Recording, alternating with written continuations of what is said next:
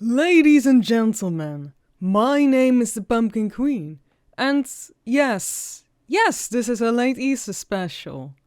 Why? Well, if you follow me on Twitter, you probably know that my computer got upgraded on Monday.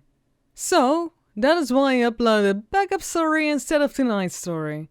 But better late than never. So, let's hunt around the fireplace. Oh, and don't forget to subscribe and ring the bell while you do so. Let's begin. He was scared of rabbits. We didn't listen. While I was in elementary school, I moved from my inner-city apartment across the country and into a tiny little town, into an even smaller little cul-de-sac. My dad promised I would grow to love my new home and make new friends, but I had to make an effort to really experience it.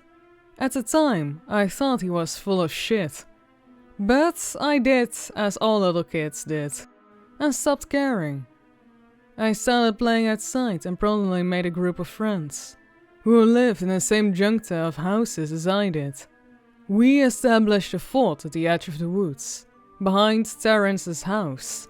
It began a routine of tag and chase, nerf wars and hide-and-seek championships. Among sunny afternoons, I found best friends and forgot there ever was a time before. Nearly a year after I had moved into town, another kid and his family moved down the street. My friend group adopted him as one of us, and we continued on as normal. It didn't take us long to figure out there was something wrong about this kid though. One particular rowdy game of tag was seized temporarily by a chorus of shouts about a rabbit in Jackson's yard, promptly each of us to turn and look at its unmoving form. Even as kids, we could tell something was wrong with it. Jackson was most bothered of all of us, fidgeting nervously and begging us to go somewhere else. He didn't want to look at it. He even attempted to actively avoid acknowledging it was there. Some of the boys thought it'd be funny to grab him and make him look, holding his head still and trying to pry his eyelids open, with childish giggles. None of us expected Jackson to erupt into screams, crumpling to the ground, as he began to sob fearfully. We all sat back and watched as some of our parents poked their heads out and rushed over, swarming us with questions and demanded to know what happened. My mom swiftly grabbed me by the ear and dragged me back towards my house, chastising me the whole way for being such a terrible friend. She sent me to my room, and within minutes the street was deserted by any kids. My dad came in a bit later and apologized on my mom's behalf, asking about the rabbit we had seen. Animal control was called, and the rabbit was swiftly removed. We weren't allowed outside for the next few days. In the coming weeks, we learned that Jackson wasn't just afraid of that rabbit, having a disease or something. Jackson was terrified of rabbits in general.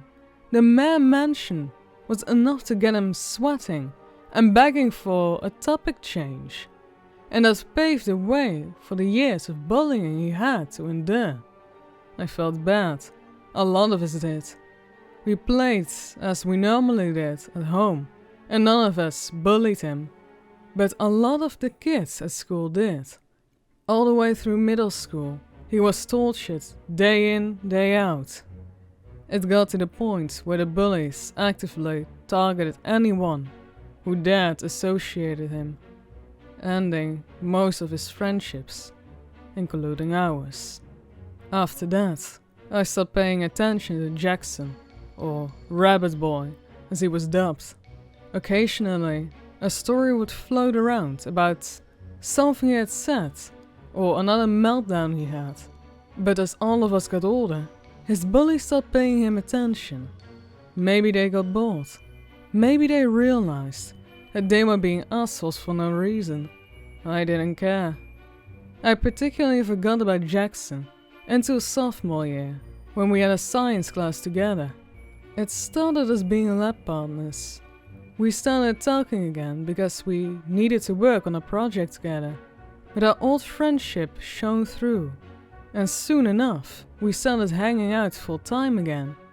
He was still kind of weird, but I learned to look past it. I remember specifically one day, his mom pulled me aside and told me he had some mental issues he was working through, and it meant a lot to him that we were friends again. I felt bad for that kid. A huge part of me blamed myself for his issues, and made me work twice as hard to be nice to him. Junior year, 2 weeks before Easter, Jackson and I were screwing around in Walmart. We avoided the aisles stocked full of Easter-themed shit, rabbit imagery, pretended Easter didn't even exist. It was all fine. And even though we saw kids with stuffed bunnies and chocolate rabbits, Jackson was able to keep it together. We left the store, and as I unlocked my car, I noticed something strange. A flash of white towards the front of the store. From the exit we had left through. A moment of squinting, and several of panicking as I tried to goad Jackson to hurry up and get in my car. He got curious, started trying to find what I was looking at, but I finally managed to get him into the passenger seat, and the car started. He pulled out, but I realized the only way onto the main road was to pull out past the other exit. There was nothing I could do. I went as fast as I legally could without hitting anyone, but my efforts were in vain. Jackson noticed as we drove past. It was a man in a giant white rabbit costume. I still remember his screams of terror as I rushed home. I threw my hand out for him to grab onto. I kept trying to calm him down, but I didn't know what to do. Probably stop the car, but I didn't think about that. We got to his house and sat in his driveway for what felt like hours. Just me and Jackson. When he calmed down, I took him inside his place and hung out for a while because his parents were gone. We went back to his room and he asked me to stay the night. I had nothing better to do and I felt so bad. So I did. When his parents got home, we moved to the family room and hung out for a bit. I remember the whole time I always thought something fell off. I didn't like Jackson's dad. Didn't like the way he was looking at me. Didn't like the way he acted. I was uncomfortable. I just wanted to go home. But I didn't feel right leaving Jackson alone. After dinner we went back up his room and got ready to sleep. He made himself a pile of blankets on the floor and let me take his bed. I felt like I was being watched, but Jackson just shrugged and told me I'd get used to it. That weirded me out more. The whole day he had been talking cryptic and acting weird. I was getting tired of it. Finally, as Jackson brushed his teeth, I risked a glance outside, surveying the edge of the woods. A flash of white in the moonlight caught my eye, and I felt nervous as I stared into the trees. I stared for what felt like forever before I finally noticed a figure just beyond the edge of the tree line. I couldn't quite make it out, but I swore it was a rabbit costume. Shaking my head rapidly, I shut the blinds, bid Jackson good night and went to bed. That morning, I left as early as possible, and over the next few weeks, I stopped hanging out with him. We would occasionally swap greetings, but it was clear we were no longer friends. I didn't want to be.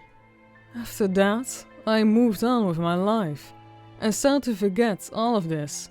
I got a job, I moved out from my parents' house and into a small apartment closer to work, and I forgot. I bring all of this up now because today I learned one of the most horrifying things I could possibly imagine. I flicked on the news as I got dressed from work, idly listening as I went through my usual steps of my morning routine. I almost didn't notice as the anchor began the next story, but one word caught me by surprise, pulling my attention to the screen. In the basement, an old faded rabbit costume, presumably used to lure in its victims. She spoke excitedly, recounting the events earlier that night. A local man had kidnapped several kids in my town over the course of a year. When they raided his house, they found a horrible scene. 2 dead, 1 in critical condition, and 2 in most stable condition, all held in his basement.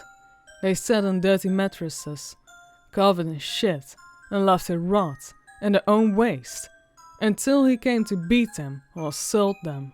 His basement was covered in rabbit memorabilia. Statues and pictures lined every shelf and wall. They found letters addressed to no one, describing the detail and grisly acts on not just these 5 kids, but several more. Bodies of various young ages were found in the woods behind his house. When I got home, I looked up the story to read more in detail. I learned things the news hadn't covered. He had a safe in his house the police had a hard time breaking into, but when they did, they were met with hundreds upon hundreds of pictures of kids playing tag, doing chores, taking showers, even baths. Some of the less grim ones were up online for people to look through. They wanted to see if some of the kids could identify themselves. Morbidly curious, I shuffled through the stack and found some startling discoveries. Not only was I in the stack, I was in there a lot. I saw pictures of me getting off the bus or playing outside. Some of me washing my dog, and clearly taken from outside the home. But out of all these pictures, only one truly scared me. One picture was of me looking out of the window of a vaguely familiar house, staring directly at the camera. I knew, right there and then, that was the night I had stayed over at Jackson's place. I called up my mom immediately and asked her if she had seen the news. We talked and talked as I scored for details over the story. I wanted to know who the creep was, why he was so familiar. It didn't take long to figure out. His last name was so familiar to me, only because Jackson shared it. All of those years of wondering why Jackson acted so weird, those nights being curious about his fear of rabbits, it all made sense. For years, Jackson had been telling us he was afraid of rabbits, and he was to an extent. But Jackson wasn't telling the whole truth. Jackson was afraid of rabbits because to him, they were monsters. All those years, all those nights, and it finally made sense. Jackson's dad was a monster no one else could see, because like a wolf in sheep's clothing, he paraded around in a harmless disguise. I think I'm scared of rabbits, too.